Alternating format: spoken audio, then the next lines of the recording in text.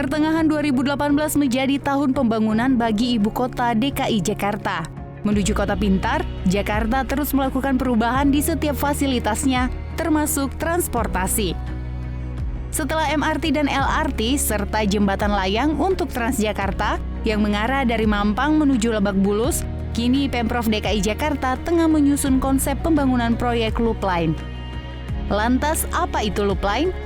Proyek Loop Line memang sudah pernah dibahas sejak 5 tahun lalu, namun belum terrealisasi. Loop Line merupakan pola operasi satu perjalanan di sejumlah relasi kereta. Nantinya penumpang tidak perlu transit kereta hingga ke stasiun tujuan. Sistem Loop Line akan diterapkan di jalur KRL, mulai dari Kebayoran Lama, Tanah Abang, Kota Kemayoran, hingga berputar lagi ke arah selatan. Dengan sistem Loop Line, semua perlintasan tersebut akan ditinggikan hingga tak ada lagi perlintasan sebidang. Saat ini di Jakarta terdapat puluhan perlintasan sebidang yang kerap menjadi masalah transportasi, baik kemacetan maupun kecelakaan. Sehingga Loop Line dirasa dapat menjadi salah satu solusi karena akan menutup perlintasan sebidang. Tidak hanya itu saja, Loop Line juga dimaksud agar kapasitas angkut KRL menjadi lebih banyak. Nantinya kapasitas angkut KRL dapat bertambah antara 600.000 hingga 700.000 penumpang di kawasan Jakarta. Hal ini dianggap bisa menjawab keluhan masyarakat.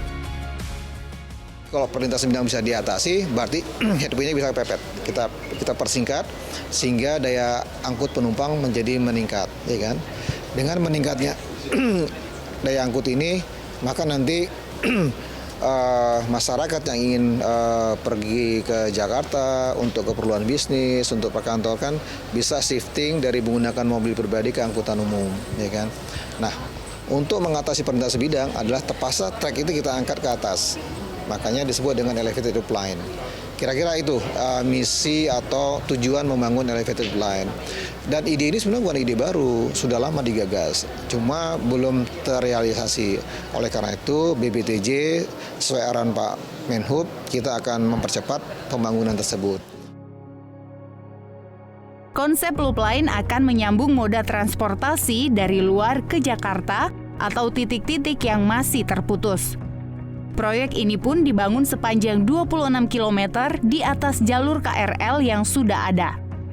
Kondisi ini yang menjadi PR besar bagi Adikarya selaku BUMD DKI yang dipercayakan menggarap proyek tersebut.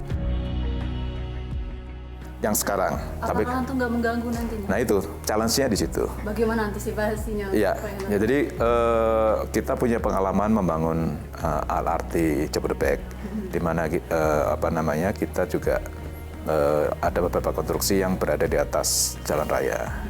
Nah ini kita udah punya pengalaman di situ, sehingga metode konstruksinya akan seperti itu. Apa itu? Yang pertama pasti tadi saya sebutkan elevated, yang kedua di beberapa tempat kita akan menggunakan portal, tidak hanya kolom biasa tapi portal, supaya kereta yang di tengahnya, kalau ruangnya sempit itu kita tidak perlu merelokasi ke kereta yang existing, tapi kita kangkangin saja. Kemudian sebagian besar dari konstruksinya nanti akan menggunakan precast system, jadi pekerjaan cast in situ-nya yang biasanya ini mengganggu pekerjaan di bawahnya kita kurangi semaksimal mungkin. Kemudian metode launching-nya pun atau pemasangan girdernya pun akan kita atur sedemikian rupa dengan menggunakan launcher seperti yang sudah kita pernah pakai di LRT. Pro dan kontra masyarakat meliputi proyek yang masih dalam tahap pembahasan ini. Ada yang menilai proyek ini positif untuk kedepannya, tetapi ada juga yang menganggap justru akan menambah kesemrawutan lalu lintas berkendara maupun aktivitas lalu lalang KRL itu sendiri. Tapi kalau menurut saya dampak kedepannya mungkin dengan adanya Loop Line ini ditambah MRT jadi kalau udah rampung, tapi ya kalau udah rampung mungkin transportasi semakin baik, karena itu kan katanya dia menjamin kalau semakin cepat kan untuk ngangkut masyarakatnya atau pengguna ini. Cuman kalau balik lagi sih, kalau misalnya nggak ada sosialisasi, kalau misalnya orang lebih banyak untuk naik kendaraan pribadi ya sama aja sih. Line saya sebenarnya kurang setuju ya.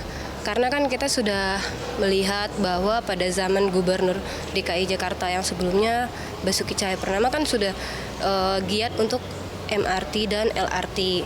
Nah, menurut saya MRT dan LRT saja sekarang ini belum kelar gitu loh. Yang dua itu dikelarin dulu aja, nanti kita lihat efeknya seperti apa di masyarakat. Kalau MRT dan LRT ini nantinya bisa mengurangi kemacetan, nah untuk apa lagi loop line gitu kan?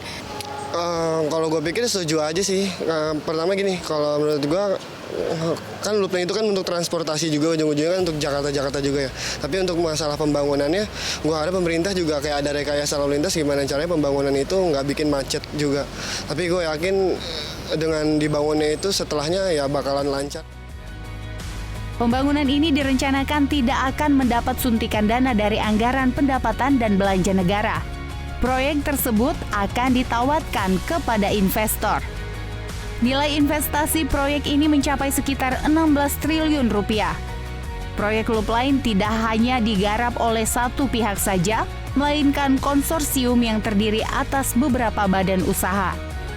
Tidak hanya di Jakarta, proyek loop line terdapat di sejumlah negara maju seperti Jepang, Tiongkok, Malaysia, hingga Eropa. Pembangunan proyek loop line memang dalam masa uji kelayakan antara Kementerian Perhubungan bersama Pemprov DKI Jakarta. Yang diharapkan proyek pembangunan ini akan berlangsung pada 2019 yang ditargetkan dalam kurun waktu 3 tahun ke depan. Indah Pane, Anggi Preyosi,